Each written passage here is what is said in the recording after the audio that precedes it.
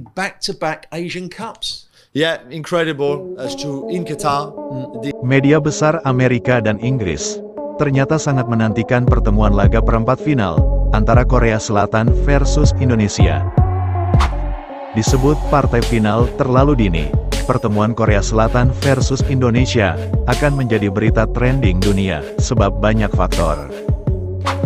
Korea Selatan berhasil kalahkan Jepang demi menantang Indonesia yang diarsiteki pelatih asal Korsel.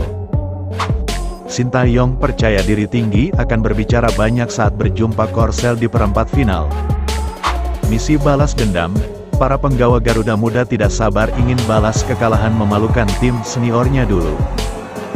Dulu kerap diremehkan, kini Indonesia lumat dua tim unggulan yang sulit dikalahkan dan mencapai perempat final. Hingga saat ini, tidak ada tim yang berani remehkan Indonesia seperti dulu. Berikut berita selengkapnya yang sudah kami rangkum.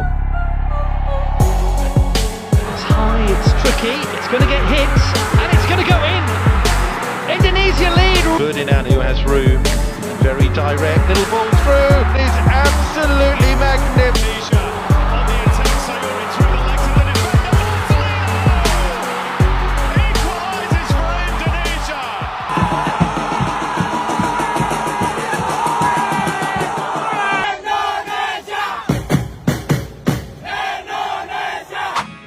Media sport besar Inggris yang berpusat di Amerika, ternyata juga menyorot turnamen Piala Asia U23 yang digelar di Qatar, hingga masuk ke fase grup babak perempat final. Media Espan yang berpusat di Amerika tersebut bahkan mengatakan, sejauh ini, pertandingan yang tentu akan menarik perhatian dunia adalah pertemuan antara Korea Selatan versus Indonesia, yang mana sepak bola Indonesia sendiri diarsiteki oleh pelatih yang juga berasal dari Korea Selatan yang menjadi lawan di perempat final Piala Asia U23. Namun sayang, pertemuan kedua tim tersebut terlalu dini untuk disaksikan dunia. Alangkah jauh lebih menariknya jika keduanya bertemu di partai final Piala Asia U23. Tentu keduanya akan menciptakan magnet yang menarik perhatian dunia. Sebab, ada banyak faktor dan sisi pandang yang luas jika keduanya bertemu di partai final. Walaupun mereka tidak bertemu di partai final, pertandingan tersebut juga sangat menarik untuk ditonton. Pasalnya, mereka sudah berada di babak fase gugur, dan tentunya, keduanya akan berduel habis-habisan, tentu dengan tujuan yang sama untuk merebut kemenangan. Dengan misi besar, Indonesia berusaha mencatatkan sejarah baru menuju Olimpiade, sedangkan Korea harus mempertaruhkan harga dirinya sebagai tim unggulan saat berduel dengan Indonesia. Pertemuan yang sangat menarik untuk disaksikan semua orang, antara tim unggulan versus raksasa baru di Asia. Disinilah integritas seorang pelatih diuji. Apakah dia akan menjalankan profesionalitasnya secara baik, ataukah akan menjadi nasionalis pada negaranya namun tidak profesional? Merujuk pada perkataan Sintayong sebelumnya, dalam acara jumpa pers, saat itu, media menanyakan, di pertandingan perempat final, Anda lebih memilih bertemu Korea Selatan ataukah Jepang? Berikut jawaban Sintayong, jika disuruh memilih, saya akan memilih melawan Jepang di perempat final. Dan saya berharap akan bertemu Korea Selatan di partai final. Itulah ungkapan Sintayong saat sesi tanya jawab di acara jumpa pers seusai melumat Jordan. Ungkapan Sintayong itu sangat menggambarkan isi dari media Amerika Espan, betapa menarik dan serunya jika kedua tim tersebut bertemu di partai final.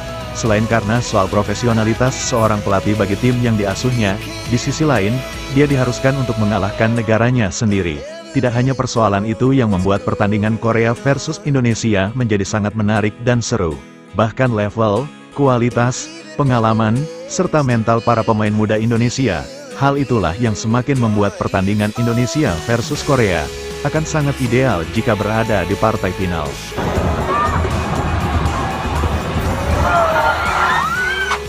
Bahkan pelatih timnas Korea Selatan, Hwang Sun-hong sempat mengatakan, saya sempat bertemu Sintayong dan membicarakan soal kemungkinan pertemuan kami di perempat final ataukah di final. Dan itu menjadi kenyataan. Pelatih timnas Korea tersebut juga mengatakan, saya sangat terkejut melihat penampilan Indonesia saat melawan Jordan. Sintayong mampu menciptakan tim yang sungguh luar biasa. Indonesia adalah lawan yang berat dan jika kami bertemu, ini akan menjadi pertandingan yang sangat menarik. Itulah ungkapan pelatih Korea Selatan, Hwang Sun-hong.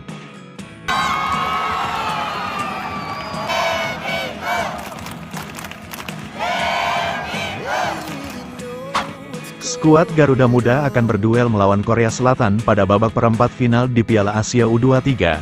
Di laga sebelumnya, Indonesia menghajar Jordan dengan skor 4-1. Sedangkan Korea sendiri, menang atas Jepang dengan skor 1-0. Korea mengamankan kemenangan berkat gol tunggal Kim Min-woo pada menit ke-75. Gol itu tercipta lewat proses tendangan sudut yang diteuskan oleh sundulan Kim Min-woo.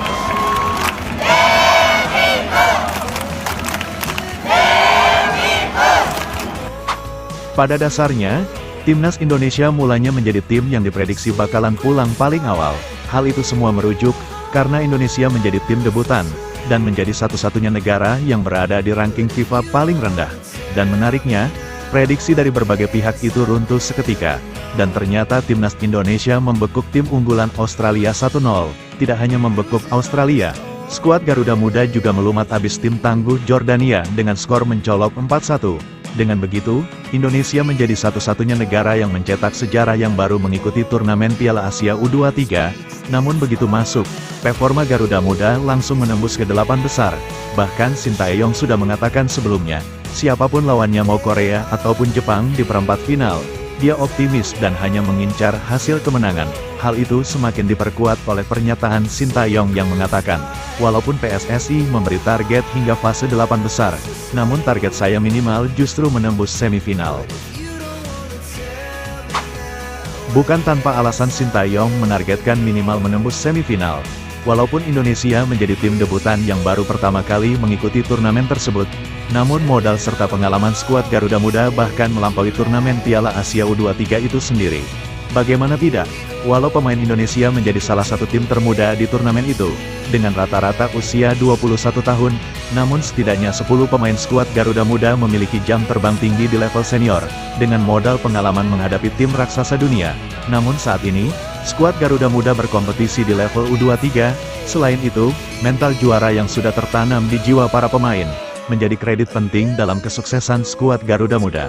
Bahkan Sintayong juga mengatakan, kami tidak pilih-pilih lawan, kami siap berduel melawan negara manapun tanpa terkecuali, termasuk Korea Selatan dan Jepang, yang notabene berpredikat sebagai tim raksasa dunia. Saat Indonesia yang akan berjumpa dengan Korea Selatan di partai perempat final, Garuda Muda tentu dalam posisi yang tidak diunggulkan, sebab lawan yang dihadapi merupakan tim yang kekuatannya diperhitungkan di Piala Dunia.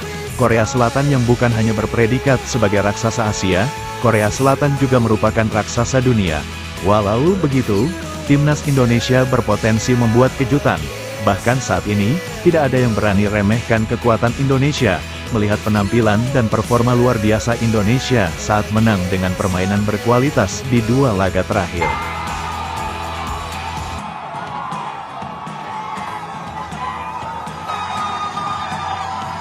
Pertemuan terakhir antara Indonesia U23 kontra Korea Selatan U23, terjadi saat pertandingan kualifikasi Piala Asia U23, yang terjadi pada tahun 2015 lalu. Saat itu, Indonesia tergabung di grup H bersama Korsel. Di pertandingan itu, Indonesia benar-benar dicukur gundul dengan skor 4-0 oleh Korea Selatan. Merujuk di pertemuan dengan hasil memalukan tersebut, akankah generasi skuad Garuda Muda baru yang saat ini membalas kekalahan seniornya dulu dengan skor memalukan tersebut? Pertandingan Indonesia versus Korea Selatan akan berlangsung di Stadion Abdullah bin Khalifa, Doha, tanggal 26 April yang akan ditayangkan pada jam 12:30 dini hari.